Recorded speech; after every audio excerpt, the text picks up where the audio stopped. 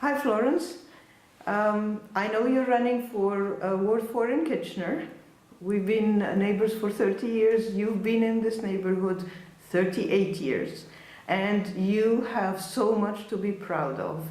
But you are always very humble and you don't brag about it, so I really want you this time, for once, to tell me what are your accomplishments, and then we'll talk about how you feel you can contribute to being a councillor at City Hall. Okay, so I was on the Neighborhood Association for many years, and back in 1980 when I started, we were working towards getting a community center for our community. People in our community said that we need a place to gather, a place to meet. And so we got together and we raised money and worked on getting a community center, which was opened in 1989. Tell me more about the challenges. Well, we had to do reports and prove to the city that it was a need. We used the argument that Pioneer Park and Dune were a leapfrog development, that they had created the subdivision without any services, and so we campaigned very hard with the city to get them on side. They had put it on the capital list for our community, but it kept on getting bumped and bumped and bumped. We told them that we would put our money where our mouth is, and so we went to our community members and we raised $25,000. And that's not easy, right? It's not easy. We raised money through citrus fruit drives, which meant that we took orders in November and people came and collected them in December for Christmas. We did a collapsible shovel drive, and we held community dances, and they just there was a lot of pieces that we had to do because we didn't have any opportunities to get receipts for donations and so on. So the city was going to bump us again, and what we did do was hold a official groundbreaking ceremony before we officially had the community center, and that was a wonderful day. It was held in June. It was on a Friday afternoon or Friday morning. All of the school children came down from the area schools, walking with their teachers and getting onto the vacant lot. The mayor came, the alderman came. We had representatives from the radio station and the TV, and it was an official groundbreaking ceremony, and it got broadcasted on the news in the evening.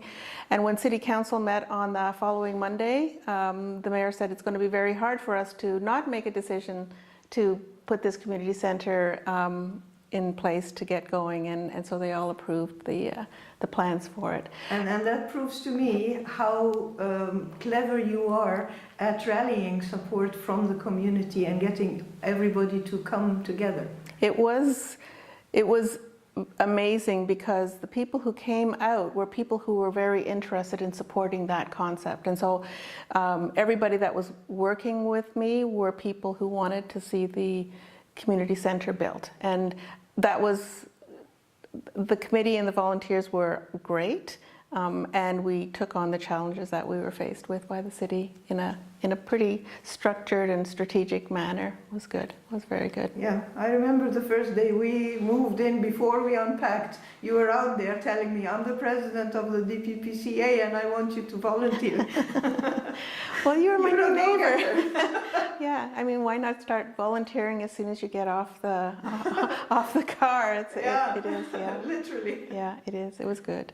And the other thing that, we were involved in doing is, having community programs and making sure that there were enough programs offered to the community that met the needs that we were being told to fill. So that was good, yeah. And it continued until recently, when everybody's missing those programs because of the reconstruction. Yeah. So tell me more about the Christmas Miracle. So I've been doing the Christmas Miracle Food Hamper Project since 1982. It started off in one of the volunteers' living room. We had, I think there was a sofa and a coffee table because it was their first home and they didn't have a lot of property, but and they had a little baby who was less than a year old, and we made 5 food hampers that year, and it was just people donating, people identifying the need, and then from there it's grown into an annual project. We have a committee of about 9 people who've been working together for, I don't know, probably 15 years, and we do 50 food hampers in the community.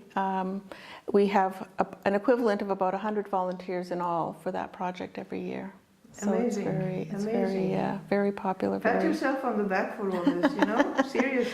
No, it's good. It's very good, yeah. And then tell me some more about your involvement now with co-ops, because you brought about the Country Hills Co-op.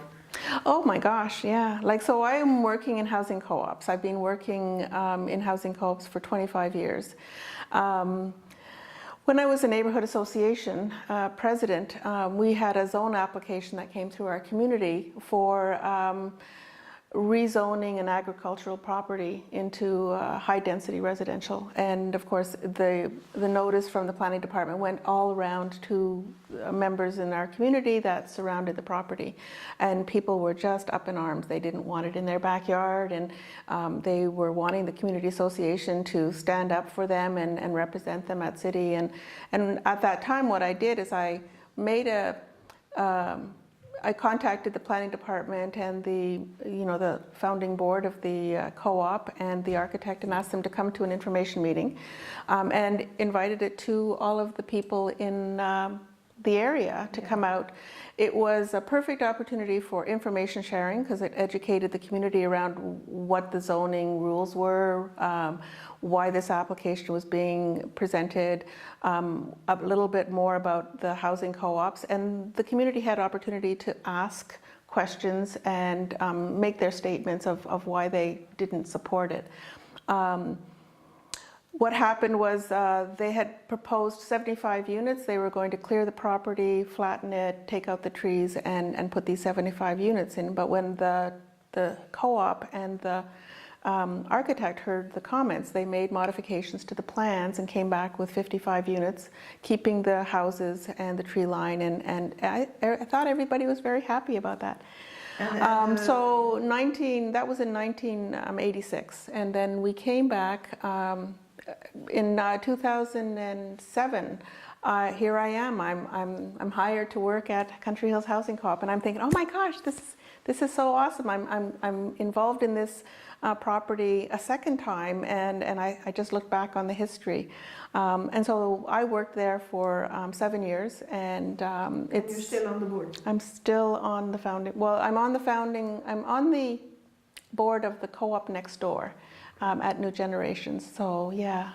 But it is something that I'm proud of as well, because we brought people together, we provided them opportunities for education, to learn a little bit more how the city works, and to also have input into some of the concerns that they wanted to be recognized for, and it came out, I think, very well. Yeah. Yes, and right now you also are teaching co-op management, volunteer management.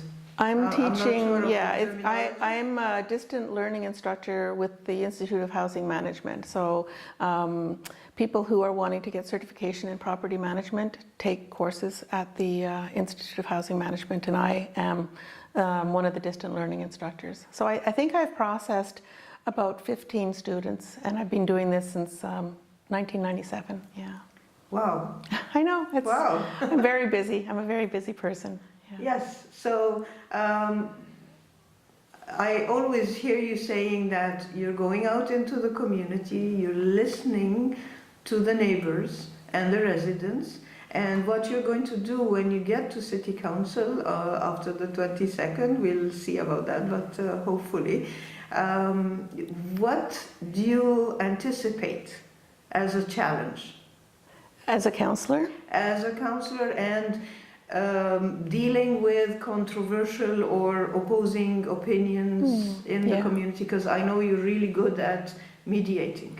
Well, I think what I'm expecting is some challenges, because there are very strong voices on very important issues in our community as well as in the city. I think education, just listening to people, what they have to say, and learning more about what has happened in the past on these issues, and taking an opportunity to bring the different parties together and working together on some of these issues. I think that's really what I'm expecting. I think communication is going to be key, and I think I have a lot of good skills in helping people bring their voice forward and focusing on the issues and getting an opportunity to hear what their ideas of a solution are and what solutions are possible, and working at getting to the middle ground. Yeah. Yes, I've noticed that even those who would be in opposition, you kind of make them comfortable with the end result, which is a talent. Which is yeah, well, because skill. we all have to walk away living with the outcome, and I think that the better outcome you get, the better community spirit you have. I commend you and I thank you for putting yourself forward for such a hard and challenging endeavor, shall we call it? Yeah, no, it's something that I'm really interested in doing. I think I have a lot of the skills and knowledge and just the interpersonal skills, I think, are going to be what will make the difference in what moves forward in the next 4 years. And after knowing you for 30 years, I could vouch for that. Thank you, Florence, so much, and good luck for Monday. Thank you, Gehan. Take care. Great.